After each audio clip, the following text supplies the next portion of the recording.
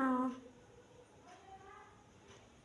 the gas having pressure P1 when and volume V1 when expands its volume increases and pressure decreases, that is V2,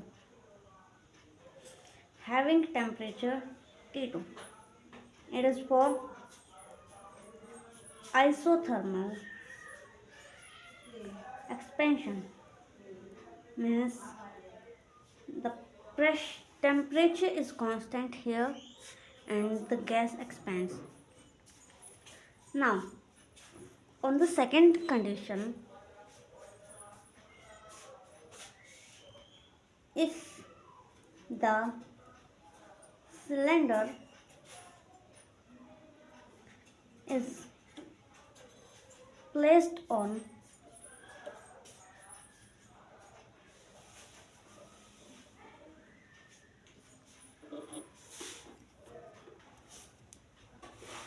insulated non-conducting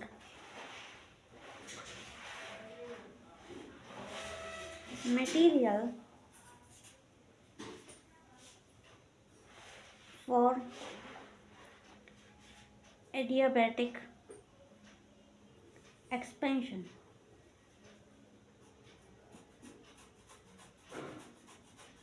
then the work done is given by W2, and for adiabatic expansion work done is represented by T2 minus T1. So in the graph for adiabatic expansion, volume from V2 increases to V3 with temperature T1. This is for adiabatic expansion.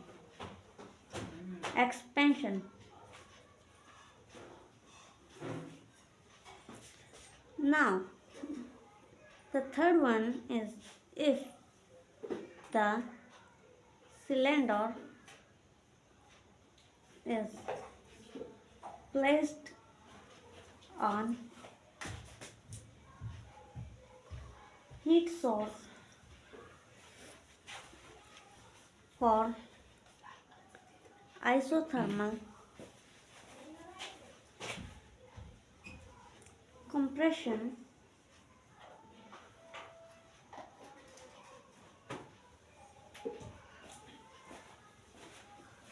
then the work done is given by W3, which is the negative of heat and represented by NR T1 ln V3 by V4, that is from here to here,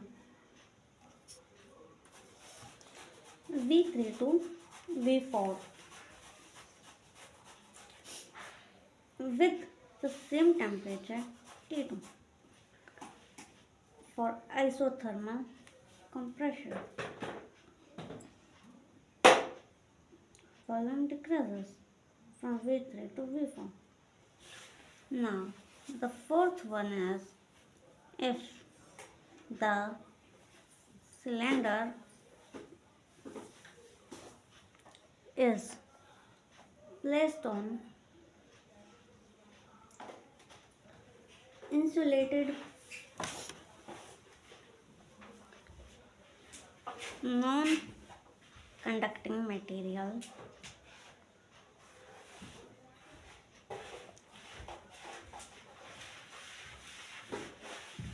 for adiabatic compression.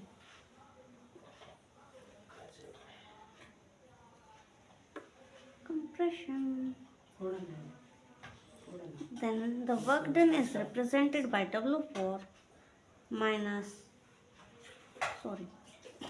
that is minus of CV T2 minus T1.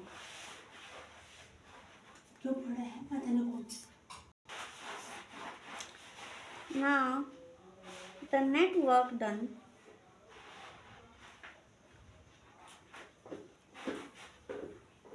is the sum of all this work done, that is nRT2 ln V2 by V1 plus CV T2 minus T1 plus nRT1 ln V3 by V4 minus CV T2 minus T1. This is cancelled out by this. So net work done is equal to nRT2 ln V2 by V1 plus nRT1 ln V3 by V4. So as we know that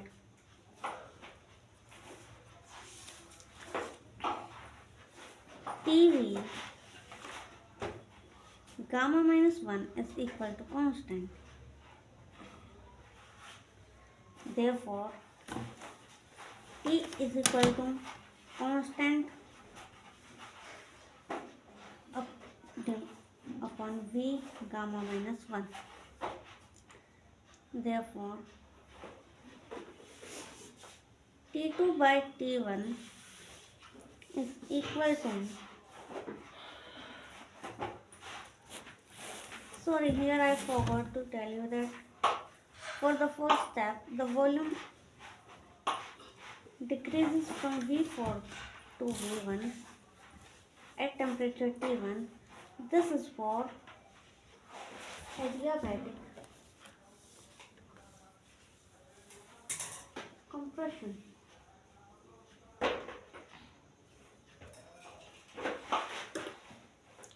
So V1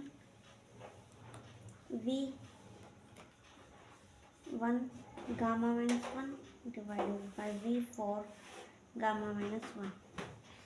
Similarly, T2 by T1 is equal to V2 gamma minus 1 divided by V3 gamma minus 1. From these, we get that V1 gamma minus 1 divided by V4 gamma minus 1 is equal to V2 gamma minus 1 by V3 gamma minus 1, which is further equal to V1 V4 is equal to V2 upon V3, and from this V1 upon V2 is equal to V4 upon V3. On putting these values in this equation, we get that nRT2 ln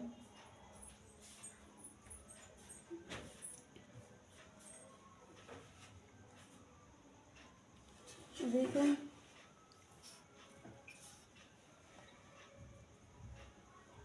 by V1 minus nRT1 ln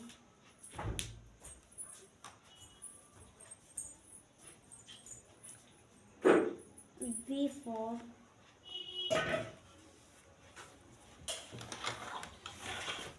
by V3, which is equal to nR ln V2 by V1 T2 minus T1, which is equal to the net work done.